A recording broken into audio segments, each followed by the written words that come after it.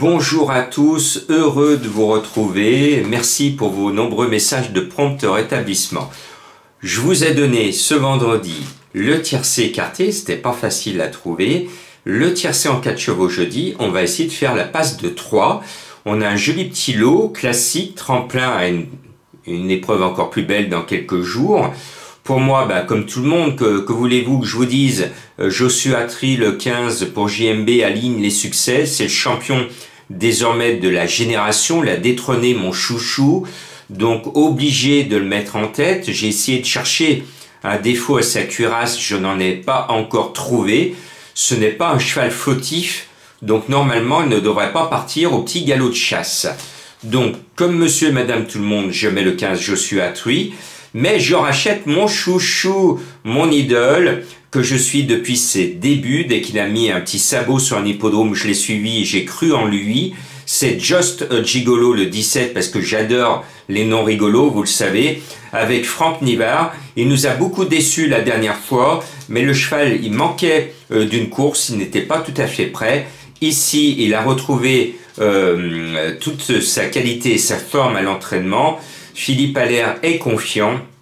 Je pense que Just Gigolo peut rappeler à monsieur et madame tout le monde qu'il était, il n'y a pas si longtemps, le number one de cette génération DJ qui a pris récemment, le 1er janvier, 5 ans. Bon, on tient là 2 grands cracks. Je leur ajoute ma découverte parce que l'autre fois, j'étais sublimé par la fin de course extraordinaire du 5 Desiderio Desi. S'il court comme la dernière fois et s'il finit comme la dernière fois, c'est pour ça que je me suis enrhumé depuis, parce qu'il a fini à la vitesse du vent, tout simplement.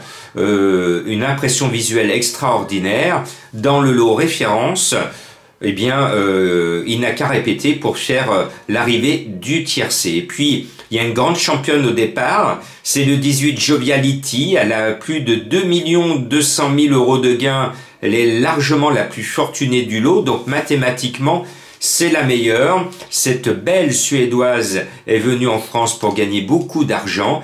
Eh bien, je pense qu'elle peut signer une grande performance ici et montrer de quel bois elle se chauffe. Le 6 Bengan a déçu la dernière fois, mais attention, ce n'est pas une vraie déception parce que le cheval a connu tous les malheurs dans le parcours alors qu'il avait beaucoup de ressources. Reden ne vient jamais en France pour rien et ne déplace pas de mauvais chevaux en France. Donc s'il a déplacé Bengan, c'est que le cheval a du talent et il est prêt à l'exprimer avec l'une de nos meilleures mains françaises, Mathieu Abrivard. Ce 6, j'y crois. Et puis le 8, Justine Bold, va me permettre en fin de vidéo de saluer Johan Le Bourgeois et Mathieu Abrivard dans la déclaration de Mathieu Abrivard, puisque Johan Le Bourgeois a été sanctionné récemment de façon très sévère. On en cause en fin de vidéo. Ce 8, Justine Bold, me plaît beaucoup. Effacer ses 2 récentes bulles. Il a retrouvé la plénitude de ses moyens à l'écurie. L'entourage est confiant. Le Bourgeois, avant son chômage technique voulu par les commissaires, va essayer de gagner pas mal de courses et beaucoup d'argent et nous en faire gagner au passage du poteau. Et puis, si vous aimez bien les bleus, si vous aimez bien jouer à la baballe, vous allez mettre sur vos tickets le 13 J'aime le foot. Quel joli nom. Alors ce n'est pas un penalty, si vous me permettez cette expression, ce n'est pas un coup sûr, mais le cheval est sur la montante. La dernière fois, il finit propre 6e du classique référence. Donc ce 13 me plaît bien, mais il faut, je suis pas tout à fait convaincu, mais il devrait justifier au moins la grande confiance de son entraîneur. Et puis la dernière fois, Madame Colombo nous avait sorti Jacques Tony, que je n'y croyais pas trop parce que le cheval n'était pas prêt. Et il a fini 5e du quintet à 50 contre 1. Vous avez vu son cheval vendredi à Madame Colombo a gagné. Et là, elle va vous sortir le 4 Di Luca Mo, qui n'est pas dans ma sélection. Maintenant, écoutez bien, et je vais rendre hommage à Mathieu Abrivard, qui lui-même rend hommage à Johan Le Bourgeois. Alors c'est rare, mais je vais le lire parce qu'il faut lire pour que tout le monde puisse comprendre, parce que vous n'avez peut-être pas vu la course du 6 janvier à Vincennes avec Garance du Vivier qui est obligé de s'écarter sur ses fins, et les commissaires vont croire que c'était l'intention de Johan Le Bourgeois de faire passer son copain, de s'écarter pour faire passer son copain. Il a été sanctionné, une mise à pied d'1 semaine, juste avant le Prix d'Amérique. Écoutez bien ce que dit Mathieu Abrivard pour prendre la déchéance de son collègue, et je suis de tout cœur avec Mathieu Abrivard et Johan Le Bourgeois. Écoutez ce que dit Mathieu Abrivard. Nous sommes plusieurs professionnels à être allés plaider la cause de Johan Le Bourgeois après sa mise à pied suite au fait qu'il se soit déporté volontairement vers l'intérieur de la piste au sulky de Garance-du-Vivier le 6 janvier.